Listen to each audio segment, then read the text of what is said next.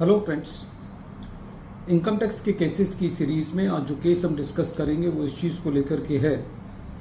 कि क्या assessing officer के पास ये पावर है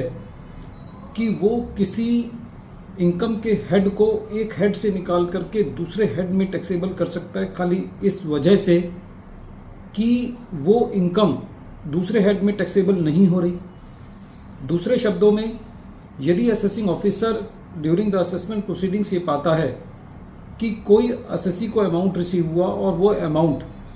कैपिटल गेन के अंदर टैक्सेबल नहीं हो पा रहा, तो क्या असेसिंग ऑफिसर उस इनकम को बिजनेस हेड के अंदर टैक्सेबल कर सकता है जब वो अमाउंट बिजनेस इनकम का पार्ट ही नहीं है। यही issue honourable Bombay high court ने अपने एक case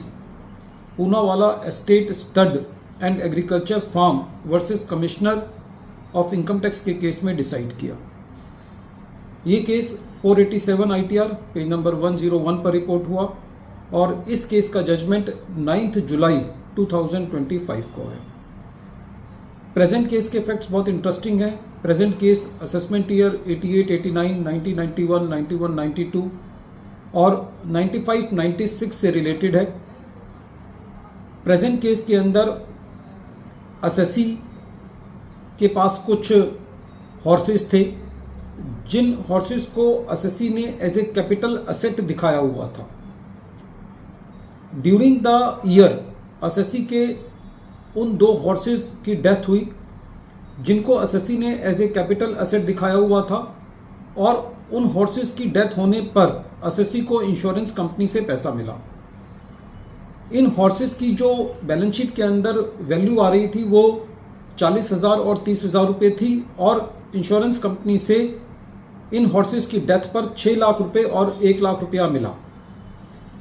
during the assessment proceedings assessing officer ने यह पाया कि जब इंश्योरेंस कंपनी से ये पैसा मिला असेसी को, तो क्योंकि कोई एक्चुअल में असेट ट्रांसफर नहीं हुआ सेक्शन 2 क्लॉज 47 के मुताबिक, तो असेसिंग ऑफिसर ने इस अमाउंट को सेक्शन 41 सबसेक्शन 1 जो कि सेसेशन ऑफ लायबिलिटी की बात करता है उसके अंदर इसको टैक्सेबल कर दिया, जिसको CIT अपील ने और ट्रिब्यूनल ने अपेल्ड किया। जब ये मैटर बॉम्बे हाई कोर्ट के पास गया तो कोर्ट का सबसे पहले ये कहना था कि प्रेजेंट केस में क्योंकि असेसिंग ऑफिसर ने, CIT अपील ने और ट्रिब्यूनल ने इस बात को माना है कि जो हॉर्सेस थे वो असेसी के स्टॉक इन ट्रेड का पार्ट नहीं थे और असेसी उसको एज ए अपने कैपिटल असेट दिखा रहा था, तो इस वजह से किसी भी स्ट्रेच ऑफ इमेजिनेशन से उस अमाउंट को, जब वो अमाउंट इंश्योरेंस कंपनी से रिसीव हुआ, तो ये नहीं कहा जा सकता कि वो उसकी एक बिजनेस रिसीट है। कोर्ट का ये कहना था कि प्रेजेंट केस के अंदर यदि वो amount as a capital gain taxable नहीं हो रहा था तो असेसिंग ऑफिसर उस अमाउंट को सेक्शन 41 सबसेक्शन 1 के अंदर बिजनेस हेड के अंदर टैक्सेबल नहीं कर सकता। और कोर्ट का यह कहना था कि यदि ये मान भी लिया जाए कि वो अमाउंट उस सेक्शन 41 सबसेक्शन 1 के अंदर टैक्सेबल है, तब भी वो नहीं हो सकता, क्योंकि सेक्शन 41 सबसेक्शन 1 तभी अप्लाई होता है जब किसी साल में असेसी ने उसका बेनिफिट लिया हो एज ए डिडक्शन का और अगले साल में असेसी को उसकी वजह से कोई अमाउंट मिला हो। क्योंकि सेम ईयर के अंदर ही असेसी को पैसा मिला तो असेसी के ऊपर सेक्शन 41 सबसेक्शन 1 भी अप्लाई नहीं होता और उस अमाउंट को सेक्शन 41 सबसेक्शन 1 के अंदर टैक्सेबल नहीं किया जा सकता। कोर्ट का यह कहना था कि जो सेक्शन 45 सबसेक्शन 1A है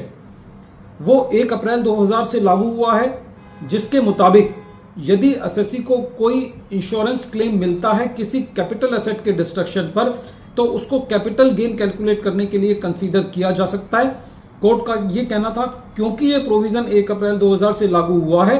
और असेसी के केसेस उन साल से पहले के हैं, तो ऐसे केस में असेसी के ऊपर जो प्रोविजंस नए आए हैं वो अप्लाई नहीं होते। कोर्ट का यह भी कहना था कि सेक्शन 45 सबसेक्शन 1 के अंदर जो डिस्ट्रक्शन ऑफ द असेट की बात की गई है वो पर्टिकुलर कोई 4 स्पेसिफाइड इवेंट्स में की गई है, तो कोर्ट का यह भी कहना था कि प्रेजेंट केस में यह भी श्योर नहीं है कि उन 4 स्पेसिफाइड इवेंट्स में से यदि लाइव स्टॉक की डेथ होती है तो वो उसमें कवर है भी या नहीं, तो ये भी नहीं कहा जा सकता। तो ऐसे केस में जब असेसी ने उन हॉर्सेस की डेथ पर कोई सेक्शन 36 सबसेक्शन 1 क्लॉज 6 के अंदर कोई डिडक्शन क्लेम नहीं की है, तो उस अमाउंट को as a business receipt section 41 subsection 1 के अंदर टैक्सेबल नहीं किया जा सकता, स्पेशली तब जब वो केसेस 1 अप्रैल 2000 से पहले के हैं। वीडियो के अंत में एक बार फिर मैं केस का नाम रिपीट कर रहा हूं। केस का नाम है Poonawala estate stud and agriculture farm versus commissioner of income tax, और ये केस 487 ITR पेज नंबर 101 पर रिपोर्ट हुआ और इस केस का जजमेंट 9 जुलाई 2025 को आया। Thank you friends.